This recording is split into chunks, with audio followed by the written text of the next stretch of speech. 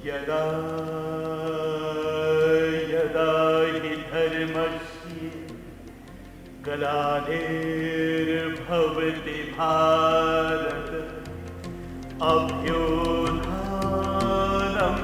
धर्मस्य। 5,500 साल पहले श्री कृष्ण ने अर्जुन को गीता का उपदेश दिया। उसी पावन धरा पर यानी ज्योतिसर में आज हम मौजूद हैं।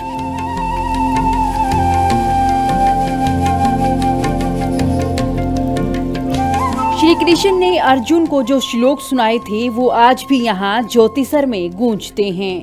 विनाशाय चतुष्कृता धर्म संस्थापनार्थाय।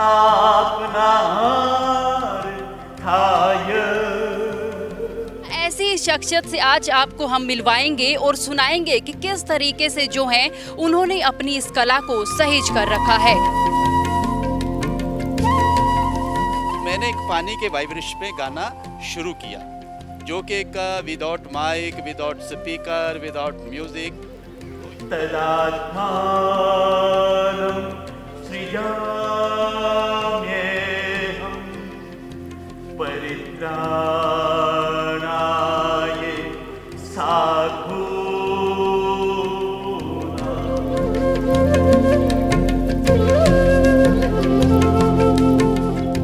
मौका होता है किसी चीज़ को किसी प्लेटफॉर्म पे पहुंच जाए, वो मौका नहीं मुझे मिल पाया।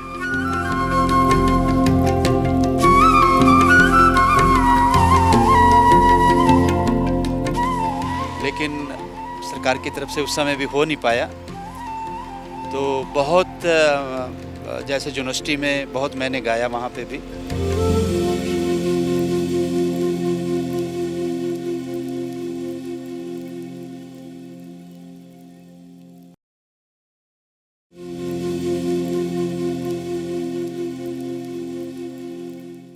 आज से लगभग 5,500 साल पहले श्री कृष्ण ने अर्जुन को गीता का उपदेश दिया। उसी पावन धरा पर यानी ज्योतिसर में आज हम मौजूद हैं। जी हाँ, जो श्लोक उनके द्वारा कहे गए थे, 18 दिन चलने वाले महाभारत के पहले दिन श्री कृष्ण ने अर्जुन को जो श्लोक सुनाए थे, ऐसे में उनका अनुभव आज हमें हुआ है। जी हाँ, ऐसी शख्सियत से आज आपको हम मिलवाएंगे और सुनाएंगे कि किस तरीके से जो है उन्होंने अपनी इस कला को सहेज कर रखा है। हमारे साथ हैं गोगा सिंह जी। गोगा सिंह जी, सबसे पहले स्वागत है आपका देश हरियाणा टीवी पर। शुक्रिया, बहुत बहुत धन्यवाद आपका।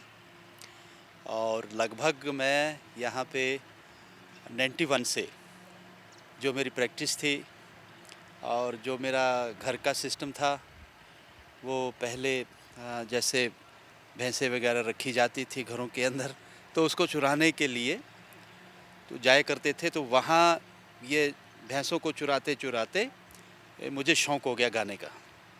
तो अच्छा, सबसे पहले हम जानेंगे, आपने बताया कि आपको गाने का उस तरीके से शौक़ हुआ, लेकिन इस चीज़ को आपने आगे कैसे बढ़ाया? अपने आप टैलेंट को आपने कैसे पहचाना? मैंने धीरे धीरे करके 2-4 लोगों में गाना शुरू किया सबसे पहले, और फिर आपको पता है कि हमारे गांव-गांव में, शहर शहर में रामलीलाएँ लगती थी। तो सबसे पहले रामलीला में मैंने गाना शुरू किया था। तो उस समय जब पहली बार मैंने गाया तो मेरी जो टांगें थी वो कांपने लगी थी, तो बड़ा डर सा लगता था कि मैं पता नहीं कहाँ पे आ गया हूँ अब। तो इस गाना एक मुश्किल हो जाता था उस समय। तो दूसरी बार फिर कम हो गया, फिर और ज़्यादा कम हो गया। तो इस शौक़ को जो मैंने शुरू किया, वो एक पानी के वाइब्रेशन पे गाना शुरू किया था। मैंने जो प्रैक्टिस होती है वहाँ पे गाना शुरू किया था, क्योंकि उस समय रेडियो या टीवी बहुत कम होते थे और प्रैक्टिस करने के लिए बहुत दिक्कतें होती थी उस समय में। तो जैसे जैसे बदलता गया, ज़माना बदलता गया और ये जो सिस्टम बदलता गया, तो फिर मैंने एक जगह जैसे पुलिया के अंदर गाना शुरू किया, उसमें गाया करता था। उसको छोड़ते हुए फिर मैंने एक ऐसी जगह ढूंढी, मेरे मन में एक ये ख्याल आता था कि उस चीज़ को एक नई लगे, तो मैंने एक पानी के वाइब्रेशन पे गाना शुरू किया, जो कि एक without mic, without speaker, without music. तो ये गाना काफ़ी फेमस हो चुका था। पहले शुरू में काफ़ी लोगों ने मजाक भी किया उसमें, लेकिन उसी चीज़ को वो बहुत दूर तक गई। आज विदेशों में भी इस चीज़ का लोगों को बहुत ज़्यादा पता है। तो तो वो भी इस पानी का जो वाइब्रेशन पे गाते हैं, तो इस आवाज़ को अवश्य ही वो भी सुनते हैं। अच्छा, जिस तरीके से आप इतने लोग यहाँ पर आते हैं, पावन धरा है, तो आप उनका मनोरंजन भी करते हैं, तो किस तरीके से लोगों का रिएक्शन आपको मिलता है? क्या कहते हैं लोग? क्योंकि वाक़ई आपकी जो आवाज़ है, काबिले तारीफ़ है। बहुत सारे लोगों से बातचीत होती रहती है, तो वो ये कहते हैं कि गोगा सिंह जी, आपको कहीं न कहीं मौका मिलना चाहिए था। तो वो जो मौका था वो मुझे मिल नहीं पाया, कोई मुझे प्लेटफ़ॉर्म जो था वो अच्छी तरह से मिल नहीं पाया। तो इसके कारण बहुत सारी बातें होती हैं, तो उसमें रह जाती हैं वो बातें, तो उसको हम पूरा नहीं कर पाए। अच्छा, लोग बार-बार सुनने को बोलते होंगे कि बार-बार आप सुनाइए, क्योंकि जो आपकी आवाज़ है, एक वाइब्रेशन जिस तरीके से उस आवाज़ में है, अपनी कंठ को किस तरीके से इतना आपने मजबूत बनाया कि वो जो सुर है, एक पकड़ पाते हैं आप? पहले के ज़माने में हारमोनियम के साथ जो प्रैक्टिस की जाती थी, सा और पा को दबा के उसमें प्रैक्टिस की जाती थी। तो उसके बाद धीरे-धीरे करके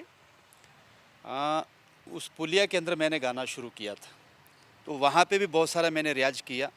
मैं 5 बजे के करीब आ जाता था उसके अंदर, तो वहाँ से जो आवाज़ गूंजा करती थी, बहुत ही ज़बरदस्त लगती थी उसके अंदर। तो वहाँ से मैंने प्रैक्टिस शुरू किया था। अच्छा, लोग बोलते हैं फिर से गाइए, फिर से गाइए। हाँ, बहुत बार तो ऐसा होता है कि दूसरे आ जाते हैं इतनी देर में, फिर दूसरे बोलते हैं कि अब हमें भी सुनाइए। फिर वो ख़त्म करते हैं तो फिर दूसरे लोग आ जाते हैं कि हमें भी सुनाइए। तो कभी-कभी ऐसा चलता रहता है ये सिस्टम। अच्छा, जो आपका जो टैलेंट है, कहीं न कहीं काफ़ी सराहनीय इसे कहेंगे, क्योंकि ऐसा कर पाना सबके लिए जो है नामुमकिन ही है एक तरीके से, क्योंकि आपने इस कंठ को जो पकड़ा है, इस सुर को पकड़ा है, बाकी लोगों के लिए नामुमकिन है। तो ऐसे में कहीं से किसी ने सम्मानित किया आपको, सम्मान कोई मिला आपको ऐसा? रफ़ी साहब जो थे, रफ़ी साहब के मैंने बहुत सारे गीत गाए हैं और उस ज़माने में मैं फर्स्ट भी आता रहा हूँ, कहीं पे थर्ड भी आया हूँ, सेकंड भी आए हैं। रफ़ी साहब को मैंने बहुत गाया, तो वहाँ पे बहुत मौका मिला मुझे। लेकिन एक जो मौका होता है किसी चीज़ को किसी प्लेटफ़ॉर्म पे पहुँच जाए, वो मौका नहीं मुझे मिल पाया। अच्छा, आप लोगों का मनोरंजन करते हैं, लोग आपको सुनते हैं, तारीफ़ करते हैं, वाहवाही आपको इतनी मिलती है। तो वहीं क्या हरियाणा सरकार ने भी आपकी वाहवाही कभी की, कुछ मदद करने की आपकी कोशिश की? कई बार बातचीत हुई यहाँ पे। महेश शर्मा जी आए थे उस समय में, 2014 में आए थे वो यहाँ पे। तब उनके साथ भी बातचीत हुई। उन्होंने कहा था कि कुछ ना कुछ इनके लिए कुछ किया जाए, लेकिन सरकार की तरफ से उस समय भी हो नहीं पाया। तो बहुत जैसे यूनिवर्सिटी में बहुत मैंने गाया वहाँ पे भी, और बहुत सारे मौके मिले यानी कि। तो चलिए, जिस तरीके से आप जो है लोगों का मनोरंजन कर रही हैं, ऐसे में एक पुण्य का काम तो कर ही रही हैं। तो मंदिर में रहकर आप किस तरीके से जो है यहाँ आपका जो है समय जो है व्यतीत होता है, क्योंकि आप रोज़ाना ही यहाँ होते हैं तीर्थ स्थल पर? मैं हर रोज़ ही होता हूँ यहाँ पे, और जब भी यात्रियों को वगैरह सुनाया जाता है, तो फिर उनकी जो वो अपनी तरफ से कुछ सेवा देना चाहते हैं तो दे जाते हैं, तो नहीं देना चाहते तो अब उनकी अपनी एक मर्ज़ी होती है। लेकिन बहुत सभी को अच्छा लगता है यहाँ पे आके। अच्छा, आज की जो युवा पीढ़ी है वो इन चीज़ों से कहीं न कहीं दूर हटती जा रही है, क्योंकि हमारी युवा पीढ़ी जो है श्लोक तो दूर की बात है, उन्हें गीता तक का ज्ञान नहीं है, उन्हें महाभारत का ज्ञान नहीं है। उनके लिए, युवा पीढ़ी के लिए क्या संदेश देना चाहोगे? युवा पीढ़ी के लिए यही संदेश देना चाहेंगे कि जैसे बचपना होता है हमारा, क्योंकि उस समय तो कच्ची मिट्टी होती है, तो उस समय हम सभी जितने भी बच्चे होते हैं उनको थोड़ा थोड़ा सा जैसे माँ उनको बोलना सिखाती है, तो इसी प्रकार हम यदि अपने धर्म का और अपनी संस्कृति का उनको ये विचार देंगे, तो मुझे लगता है कि वो अवश्य ही इस संस्कृति को याद रखेंगे। चलिए, बहुत शुक्रिया हमसे बातचीत करने के लिए। और जिस तरीके से आपने हमें जो श्लोक सुनाए हैं वो कहीं ना कहीं काफ़ी काबिले तारीफ़ है, और शायद ही इसके लिए हमारे पास शब्द नहीं हैं कि किस तरीके से जो है हम इसकी तारीफ़ करें, क्योंकि ये जो कला होती है सबके अंदर नहीं होती है। आप देखते रहिएगा देश हरियाणा टीवी।